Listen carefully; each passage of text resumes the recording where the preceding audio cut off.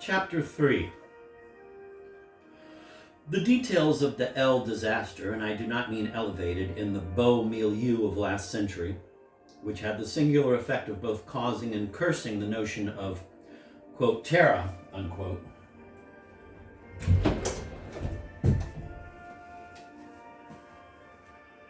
are too well known historically and too obscene spiritually to be treated at length in a book addressed to young laymen and lemans, and not to grave men or grave men.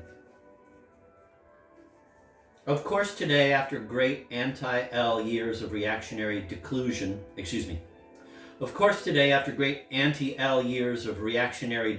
have gone by, more or less, and our sleek little machines, fair God bless them, hum again after a fashion, as they did in the first half of the 19th century. The mere geographic aspect of the affair possesses its redeeming comic side. Like those patterns of brass marquetry and bric-a-bracs, and the ormolu horrors that meant art to our humorless forefathers. For indeed, none can deny the presence of something highly ludicrous in the very configurations that were solemnly purported to represent a varicolored map of Terra. Ved. It is, isn't it? Side-splitting to imagine that Russia, instead of being a quaint synonym for estity, the American province extending from the Arctic no longer vicious circle to the United States proper, was on Terra the name of a country, transferred as if by some sleight of land, across the ha-ha of a doubled ocean, to the opposite hemisphere where it sprawled over all of today's Tartary, from Kurland to the Kuriles. But even more absurdly, if, in terrestrial spatial terms, the Amerisha of Abraham Milton was split into its components, with tangible water and ice separating the political, rather than poetical, notions of America and Russia, a more complicated and even more preposterous discrepancy arose in regard to time. Not only because the history of each part of the amalgam did not quite match the history of each counterpart in its discrete condition, but because a gap of up to 100 years, one way or another, existed between the two Earths.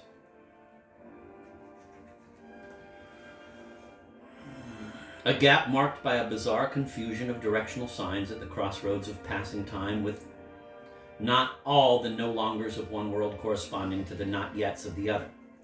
It was owing, among other things, to this scientifically ungraspable concourse of divergences that minds, bien rangés, not apt to unhobble hobgoblins, rejected Terra as a fad or a phantom, and deranged minds, ready to plunge into any abyss, accepted it in support and token of their own irrationality.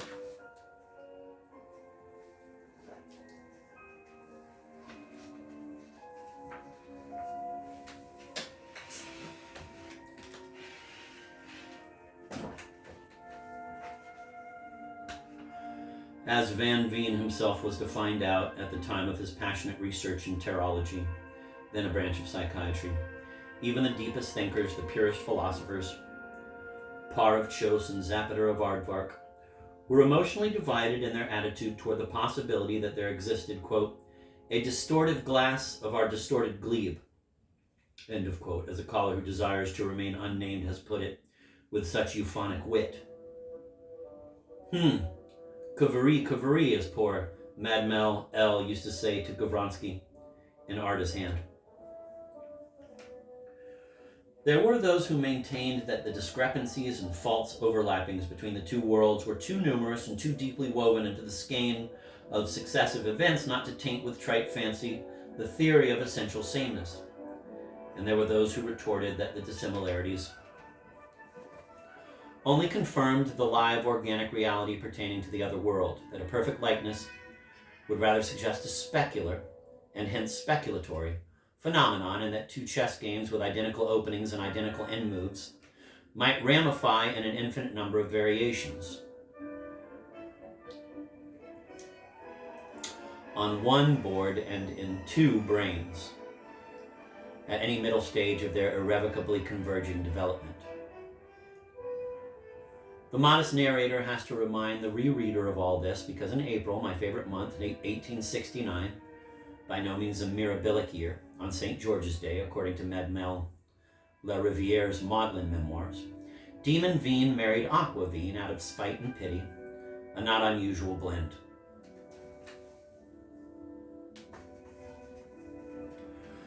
Was there some additional spice? Marina, with perverse vainglory, used to affirm in bed that Demon's senses must have been influenced by a queer sort of incestuous, whatever that term means, pleasure in the sense of the French plaisir, which works up a lot of supplementary spinal vibrato. When he fondled and savored and delicately parted and defiled in unmentionable but fascinating ways flesh, une chair, that was both that of his wife and that of his mistress, the blended and brightened charms of twin Peris, an aquamarina both single and double, a mirage and an emirate, a geminate germ, a geminate gem, an orgy of epithelial alliterations. Jesus Christ. Actually, Aqua was less pretty and far more dotty than Marina. During her 14 years of miserable marriage, she spent a broken series of steadily increasing sojourns in sanatoriums. A small map of the European part of the British Commonwealth, say from Scoto-Scandinavia to the Riviera, Alter, and Polar Montovia, as well as most of the USA from Estonia and Canada to Argentina, might be quite thickly prickled with enameled Red Cross flag pins marking in her War of the Worlds Aqua's bivouacs. She had plans at one time to seek a modicum of health, just a little grayishness, please, instead of the solid black, in such Anglo-American protectorates as the Balkans and Indias, and might even have tried the two southern continents that thrive under our joint dominion. Of course, Tartary, an independent inferno, which at the time spread from the Baltic and Black Seas to the Pacific Ocean, was touristically unavailable, though Yalta and Altan Tag sounded strangely attractive. But her real destination was Terra the Fair, and thither she trusted she would fly on Libulula long wings when she died. Her poor little letters from the homes of madness to her husband were sometimes signed Madame Skimiashchik Zhvukov. Quote, heart-rending sounds.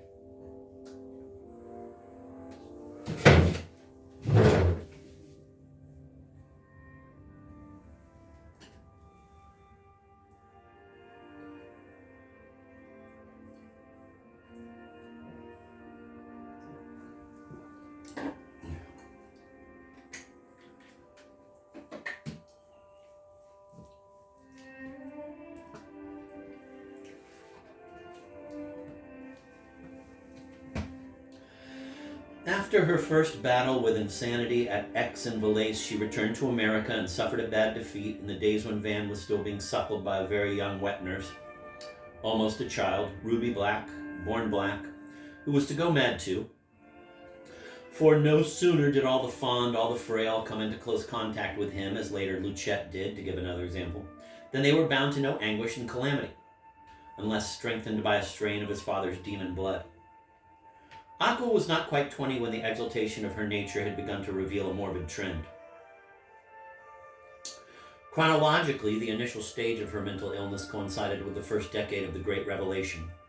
And although she might have found just as easily another theme for her delusion, statistics shows that the great, and to some intolerable, revelation caused more insanity in the world than even an over-preoccupation with religion had in medieval times.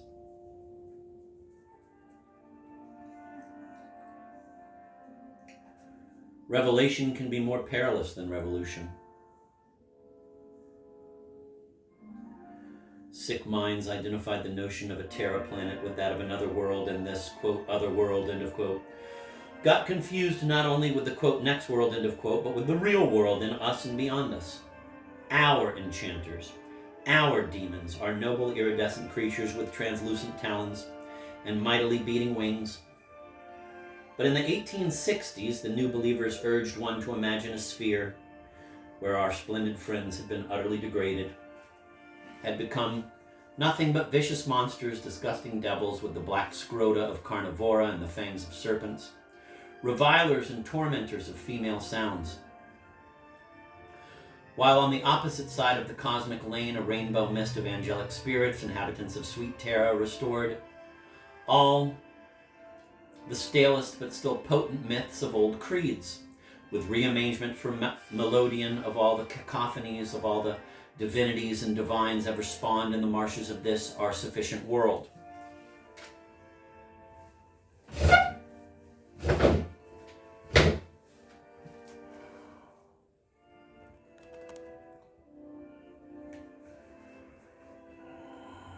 Sufficient for your purpose, Van entendons ne, note in the margin.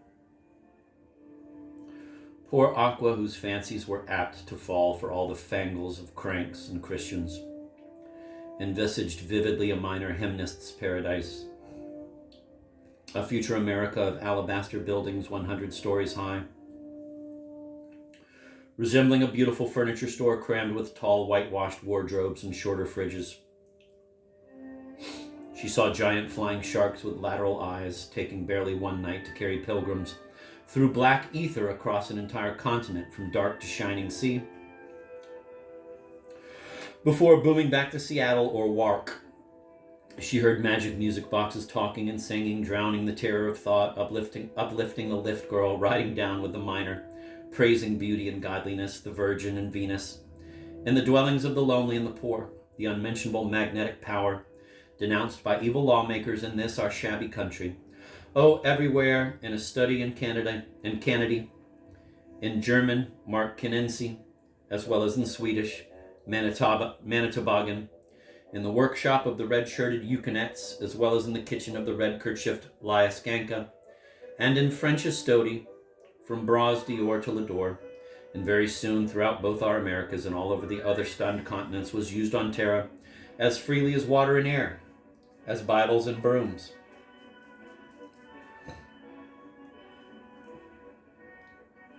Two or three centuries earlier, she might have been just another consumable witch. In her erratic student years, Aqua had left fashionable Brown Hill College, founded by one of her less reputable ancestors, to participate, as was also fashionable, in some social improvement project or another in the Severnia territory.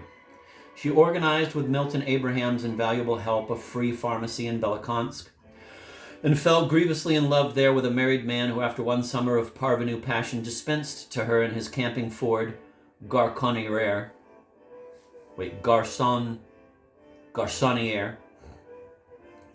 preferred to give her up rather than run the risk of endangering his social situation in a Philistine town where businessmen bear business.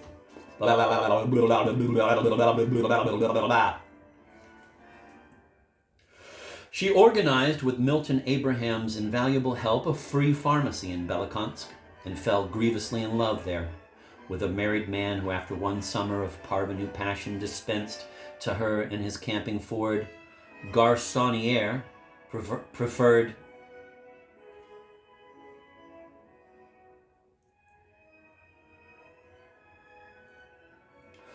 She organized with Milton Abraham's invaluable help a free pharmacy in Belakonsk and fell grievously in love there with a married man who, after one summer of parvenu passion, dispensed to her in his camping Ford Garçonniere, preferred to give her up rather than run the risk of endangering his social situation in a Philistine town where businessmen played golf on Sundays and belonged to lodges. The dreadful sickness, roughly diagnosed in her case and in that of other unfortunate people as an, quote, extreme form of mystical mania combined with existalienation, end of quote, otherwise plain madness, crept over her by degrees, with intervals of ecstatic peace, with skipped areas of precarious sanity, with sudden dreams of eternity certainty, which grew ever rarer and briefer.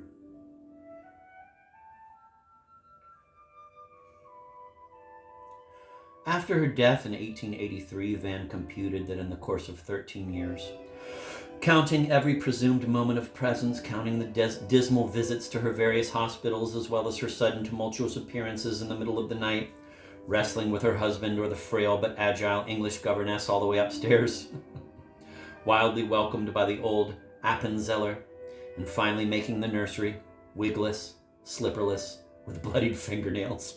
He had actually seen her, or been near her, all in all, for a length of time hardly exceeding that of human gestation.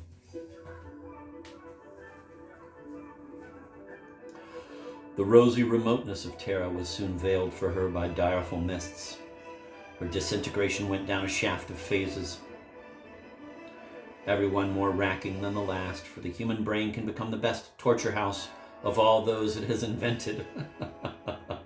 Established and used in millions of years, in millions of lands, on millions of howling creatures.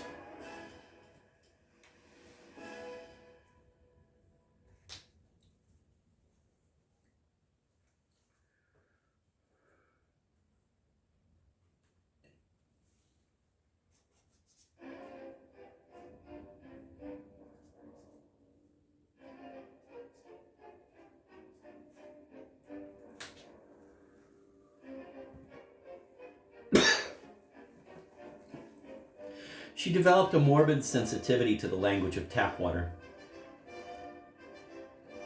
which echoes sometimes, much as the bloodstream does, pre-dormitarily.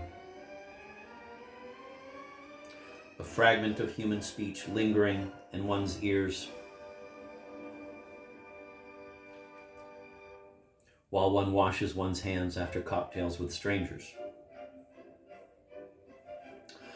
Upon first noticing this immediate, sustained, and in her case rather eager and mocking, but really quite harmless replay of this or that recent discourse, she felt tickled at the thought that she, poor Aqua, had accidentally hit upon such a simple method of recording and transmitting speech, while technologists, the so-called eggheads, all over the world were trying to make publicly utile and commercially rewarding the extremely elaborate and still very expensive hydrodynamic telephones and other miserable gadgets that were to replace those that had gone K. Churchiam Sobachim, Russian, quote, to the devil, end of quote, with the banning of an unmentionable, quote, lammer, end of quote.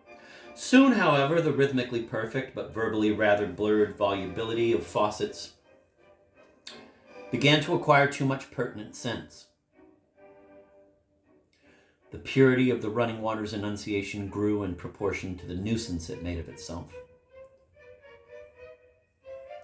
It spoke soon after she had listened, or been exposed to somebody talking. Not necessarily to her.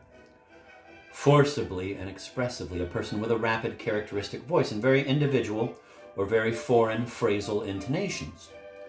Some compulsive narrator's patter at a horrible party, or a liquid soliloquy in a tedious play, or Van's lovely voice, or a bit of poetry heard at a lecture. My lad, my pretty, my love, take pity.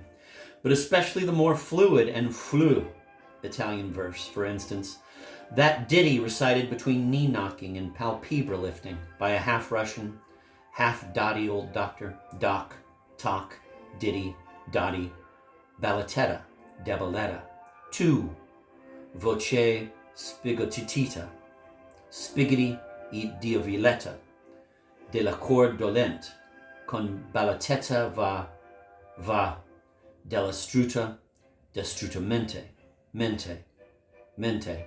Stop that record, or the guide will go on demonstrating as he did this very morning in Florence.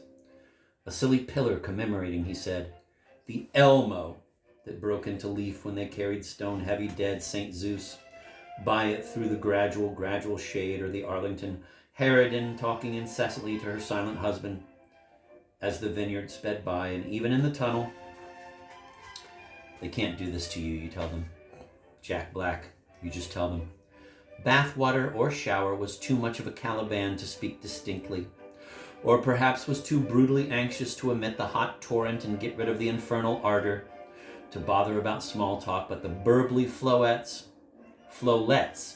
grew more and more ambitious and odious, and when at her first, quote, home, end of quote, she heard one of the most hateful of the visiting doctors, the Cavalcanti quoter, garrulously pour hateful instructions in Russian-lapped German into her hateful bidet, she decided to stop turning on tap water altogether.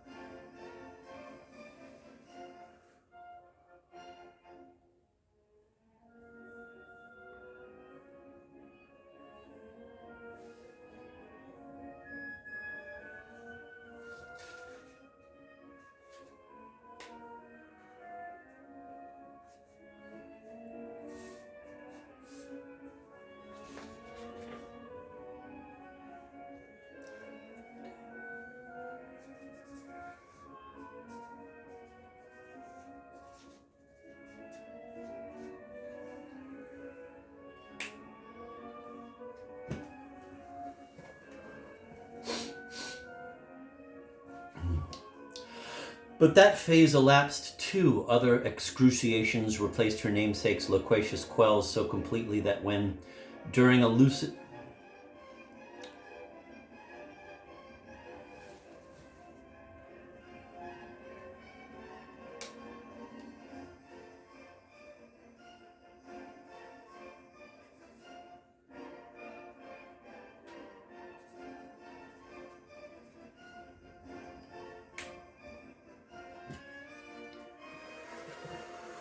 But that phase elapsed too. Other excruciations replaced her namesake's loquacious quells so completely that when, during a lucid interval, she happened to open with her weak little hand a lavabo cock for a drink of water, the tepid lymph replied in its own lingo, without a trace of trickery or mimicry, finito. It was now the forming of soft black pits. Yamishi, in her mind between the dimming sculptures of thought and recollection that tormented her phenomenally. Mental panic and physical pain joined black ruby hands, one making her pray for sanity, the other plead for death. Man-made objects lost their significance or grew monstrous connotations. Clothes hangers were really the shoulders of decapitated Tellurians. The folds of a blanket she had kicked off her bed looked back at her mournfully with a sty on one drooping eyelid,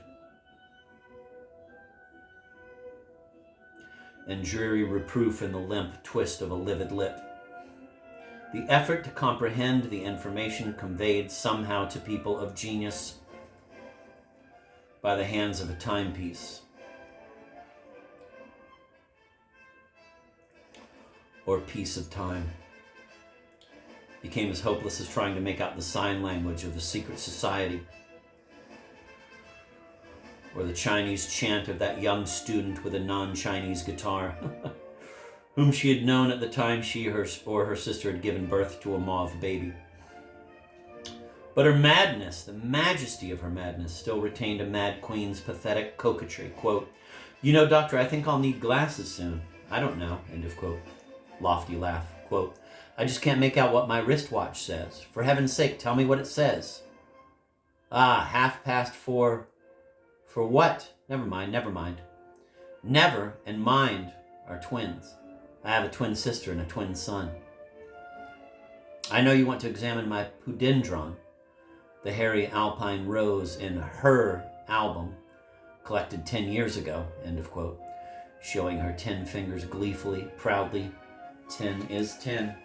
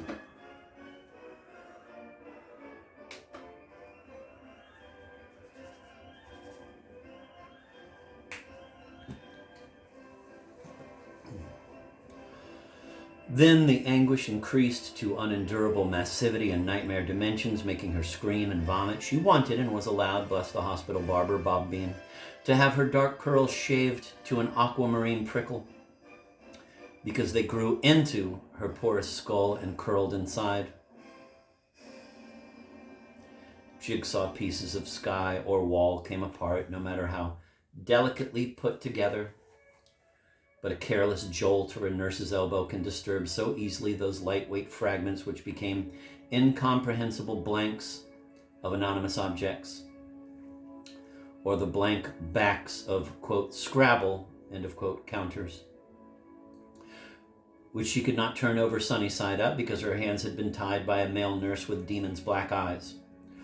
But presently panic and pain, like a pair of children in a boisterous game, emitted one last shriek of laughter and ran away to manipulate each other behind a bush, as in Count Tolstoy's Anna Karenina, a novel.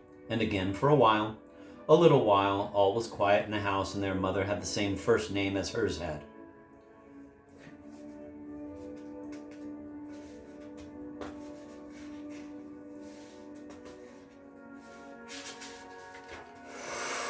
At one time, Aqua believed that a stillborn male infant, half a year old, a surprised little fetus, a fish of rubber that she had produced in her bath in a lieu de naissance, plainly marked X in her dreams, after skiing at full pulver into a larch stump, had somehow been saved and brought to her at the Noose House, with her sister's compliments wrapped up in a blood-soaked cotton wool, but perfectly alive and healthy, to be registered as her son, Ivan Veen. At other moments, she felt convinced that the child was her sister's, born out of wedlock during an exhausting yet highly romantic blizzard in a mountain refuge on Sex Rouge, where a Dr.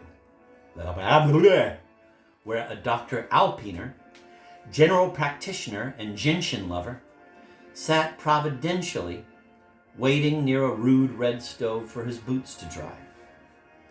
Some confusion ensued less than 2 years later, September 1871. Her proud brain still retained dozens of dates, when upon escaping from her next refuge and somehow reaching her husband's unforgettable country house, imitate a foreigner, Signor Conductor, I want go Lago di Luga, hier Geld. She took advantage of his being massaged in the solarium, tiptoed into their former bedroom, and experienced a delicious shock. her talc powder in a half-full glass container marked colorfully Quelques Fleurs still stood on her bedside table. Her favorite flame-colored nightgown lay rumpled on the bed rug. To her, it meant that only a brief black nightmare had obliterated the radiant fact of her having slept with her husband all along, ever since Shakespeare's birthday on a green, rainy day. But for most other people, alas, it meant that Marina, after G.A. Vronsky, the movie man, had left Marina for another long-lashed Christosic, as he called all pretty starlets, had conceived, c'est bien le cas de la dire, the brilliant idea of having Demon divorce Mad Aqua and marry Marina, who thought, happily and correctly, she was pregnant again. This fucking thing.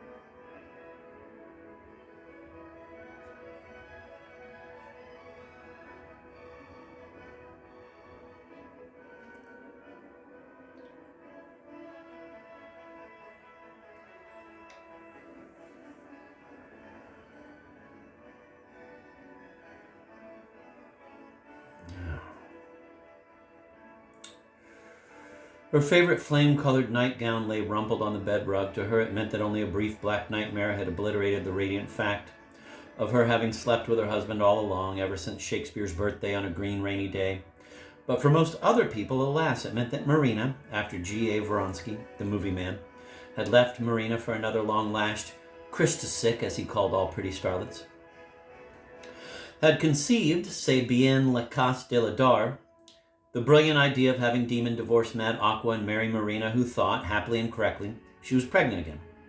Marina had spent a Rukuliruyushi month with him at Kitej, but when she smugly divulged her intentions just before Aqua's arrival, he threw her out of the house. Still later, on the last short lap of a useless existence, Aqua scrapped all those ambiguous recollections and found herself reading and rereading, busily, blissfully, her son's letters in a luxurious Sanastoria at Centaur, Arizona. He invariably wrote in French, calling her petite maman, and describing the amusing school he would be living at after his 13th birthday. She heard his voice through the nightly tinnitus of her new, planful, last insomnias, and it consoled her. He called her usually mummy or mama, accenting the last syllable in English, the first in Russian. Somebody had said that triplets in heraldic dracunkuli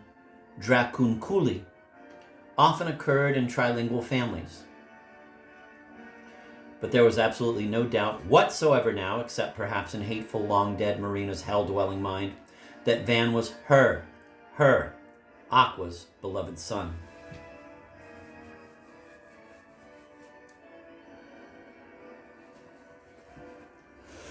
Being unwilling to suffer another relapse after this blessed state of perfect mental repose, but knowing it could not last, she did what another patient had done in distant France at a much less radiant and easygoing, quote, home, end of quote.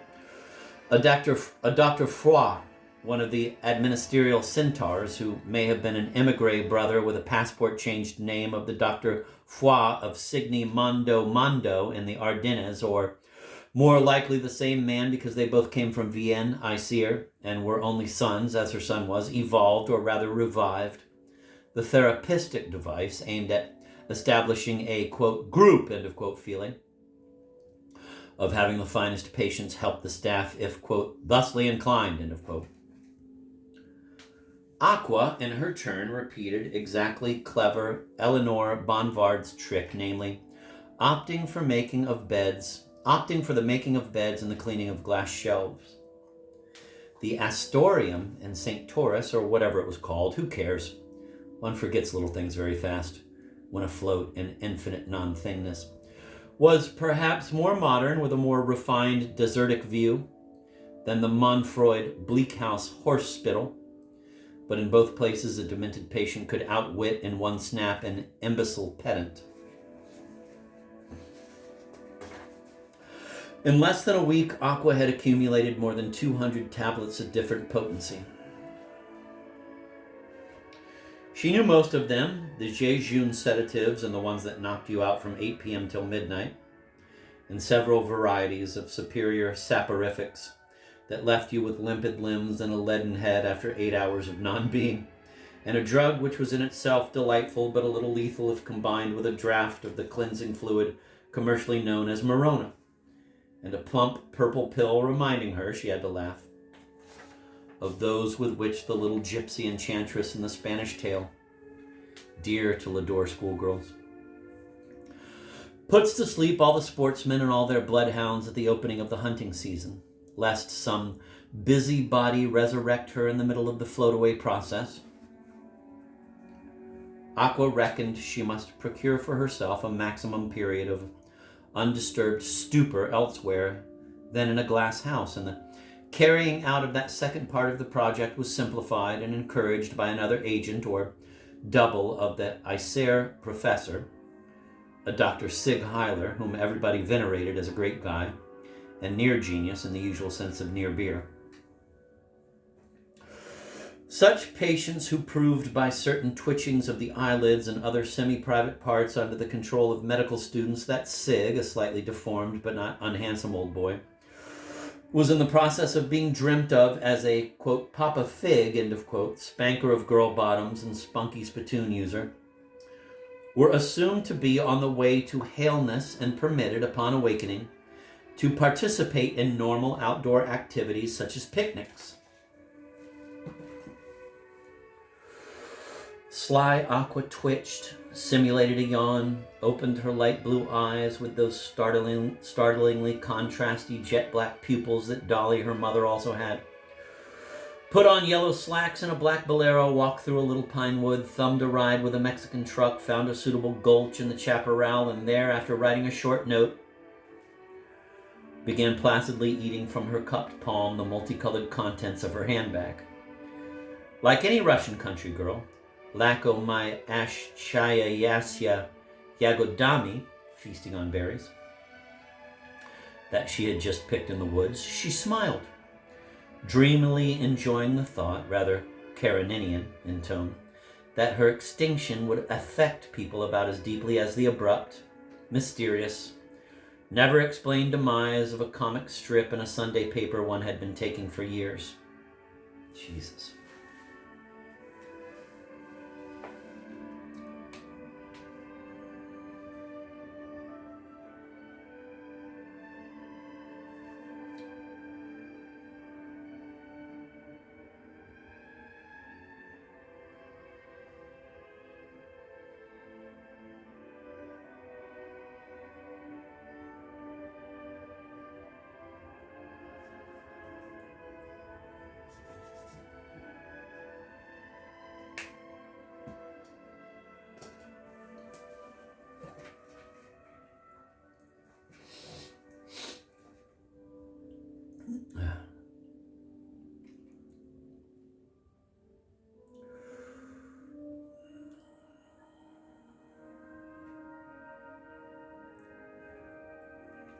Sly Aqua twitched, simulated a yawn, opened her light blue eyes, put on yellow slacks and a black bolero, walked through a little pine wood, thumbed a ride with a Mexican truck, found a suitable gulch in the chaparral, and there, after writing a short note, began placidly eating from her cupped palm the multicolored contents of her handbag. It's funny that he's used all the different ways of saying multicolored, right? I think he said varicolored and he said variegated. I would have gone with variegated for this one, but sorry.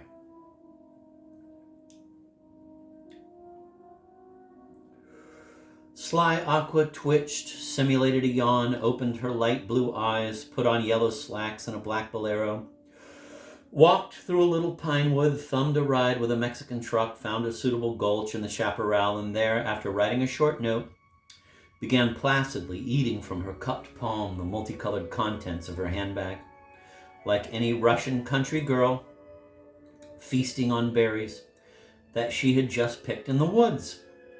She smiled, dreamily enjoying the thought, rather Kareninian in tone, that her extinction would affect people about as deeply as the abrupt, mysterious, never explained demise of a comic strip in a Sunday paper one had been taking for years. It was her last smile. She was discovered much sooner, but had also died much faster than expected. And the observant Siggy, still in his baggy khaki shorts, reported that Sister Aqua, as for some reason they all called her, lay, as if buried prehistorically, in a fetus in utero position. A comment that seemed relevant to his students, as it may be to mine. Her last note, found on her and addressed to her husband and son, might have come from the sanest person on this or that earth. Ayord hui, hoot toity. I, this eye-rolling toy, have earned the psychic right to enjoy a land party with Herr Dr. Sig, Nurse Joan the Terrible, and several, quote, patients, end of quote, in the neighboring Boar, Piney Wood, where I noticed exactly the same skunk-like squirrels van that your dark blue ancestor imported to Artist Park, where you will ramble one day, no doubt, the hands of a clock, even when out of order, must know and let the dumbest little watch know where they stand. Otherwise, neither is a dial, but only a white face with a trick mustache. Similarly, Chelovek, human being, must know where he stands and let others know, otherwise he is not even a clock piece of a Chelovek. Neither a he nor she, but, quote, a tit of it, end of quote, as poor Ruby, my little van, used to say of her scanty right breast. I, poor Princess Lointain, Trey Lointain by now, do not know where I stand. Hence, I must fall. So adieu, my dear, dear son, and farewell, poor demon. I do not know the date or the season, but it is a reasonably, and no doubt seasonably, fair day, with a lot of cute ants queuing to get at my pretty pills. Signed, my sister's sister, who Tepper is Arda. Now is out of hell. Quote, if we want life's sundial to show its hand, end of quote, commented Van, developing the metaphor in the Rose Garden of Artist Manor at the end of August 1884. Quote, we must always remember that the strength, the dignity, the delight of man is to spite and despise the shadows and stars that hide their secrets from us. Only the ridiculous power of pain made her surrender. And I often think it would have been so much more plausible, aesthetically, ecstatically, estodially speaking, if she were really my mother.